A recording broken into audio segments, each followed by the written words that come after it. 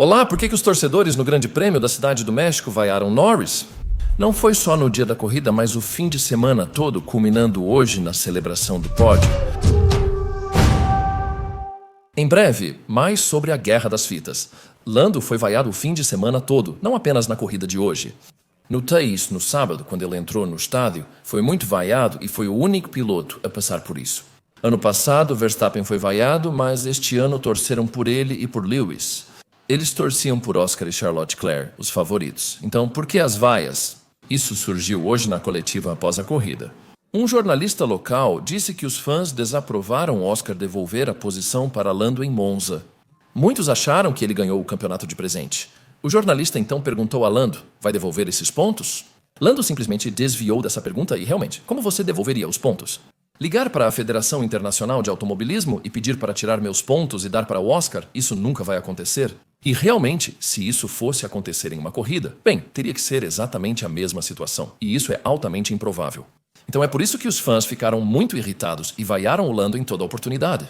Eu percebi isso na volta de formação quando estava na curva 1 esperando para fotografar a largada. E qual foi a reação do Lando às vaias? Bem, ele apenas riu disso ao sair do pódio. E na coletiva de imprensa, ele praticamente disse que não se importou. Mas Lando não foi o único piloto a ser vaiado na corrida de hoje. Liam Lawson também levou vaias. Acho que é porque ele substituiu Sérgio Pérez na Red Bull este ano.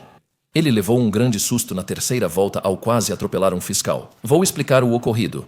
Registros fiscais recolhendo destroços, foi o que a Federação Internacional de Automobilismo informou hoje à noite. Na terceira volta, a direção de prova autorizou os fiscais a entrarem na pista para remover os destroços da curva 1. Mas quando ficou claro que Liam Lawson havia parado nos boxes, as instruções para enviar os fiscais foram canceladas e uma bandeira amarela dupla foi mostrada naquela área.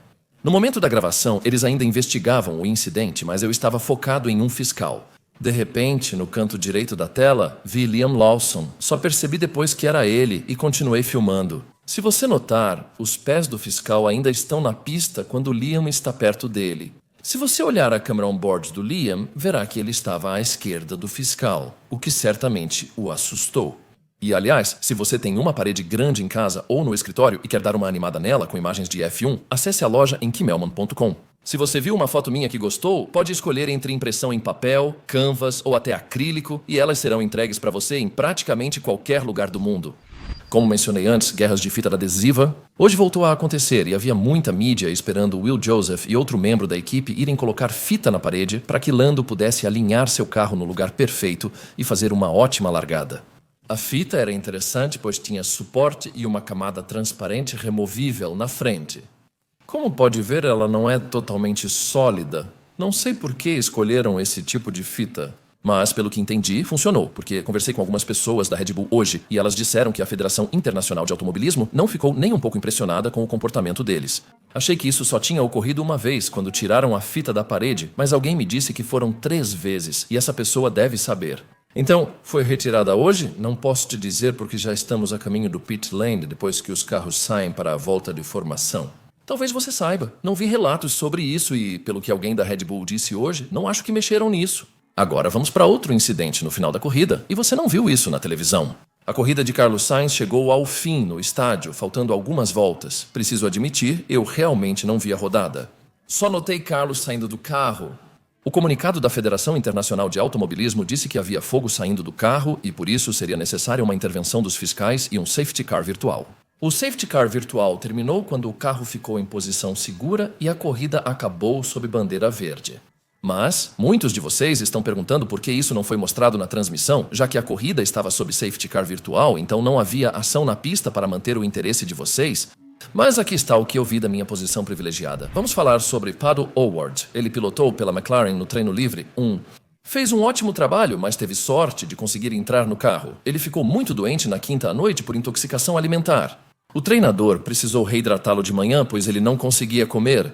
Ele entrou no carro, teve ótimo desempenho, mas logo foi levado ao centro médico do circuito, onde ficou cerca de 3 horas e meia.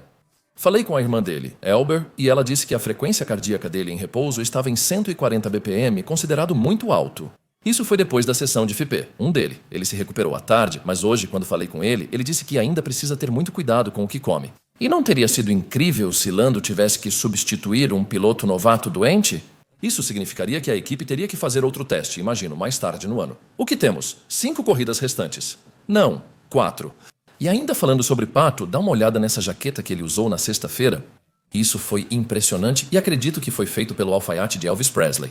Levou muitos meses para ser produzida e certamente causou uma grande impressão no piloto mexicano-americano-irlandês quando ele entrou no paddock. Pato foi um dos 9 pilotos novatos a participar daquela sessão de FP1. Um deles foi Ryo Hirokawa. Mas olha só isso, na página de resultados da F1, ele é o único sem uma foto em miniatura ao lado do nome. Vamos falar sobre máscaras de luta livre. Elas são muito populares na Cidade do México. 2 pilotos usaram máscaras neste fim de semana. Você deve ter visto George Russell usando uma e indo para as arquibancadas. Ele disse que fazia muito tempo que não assistia a F1 das áreas dos espectadores. O outro cavalheiro usando uma era Fernando Alonso. Ele saiu escondido para o treino de pit stop e poucos membros da equipe o reconheceram. Hoje ele usou a mesma máscara no desfile dos pilotos. Embora Fernando raramente se divirta em público, foi ótimo vê-lo aqui. Neste fim de semana, Lewis Hamilton optou por roupas casuais apenas no sábado. Nos outros dias não usou e sábado passou pelos acessos principais. Mas nos outros 3 dias, ele fez com que seu carro entrasse no circuito, estacionasse no beco atrás das suítes de hospitalidade, onde ele pôde sair do carro e entrar direto na cozinha e na suíte de hospitalidade. Falando em cozinhas e comida, vamos dar uma olhada no que eles estavam servindo atrás das arquibancadas aqui na corrida? Vamos. 3 tacos por $10. Cachorro quente de carne bovina ou peru, $11, preços em dólares americanos. Pizza, 5, $9. Queijo frito com batatas, 12 asinhas de frango ou sem osso, 15. Se você gosta de fritura, aqui é um paraíso. Tudo custa $11. A opção mais barata são chips de banana frita por $3. A mais cara, cheeseburger por $21,900. Acho que não deveria comer batatas fritas grossas por $14. Agora, o que tomar junto? Refrigerante custa $4, água $3.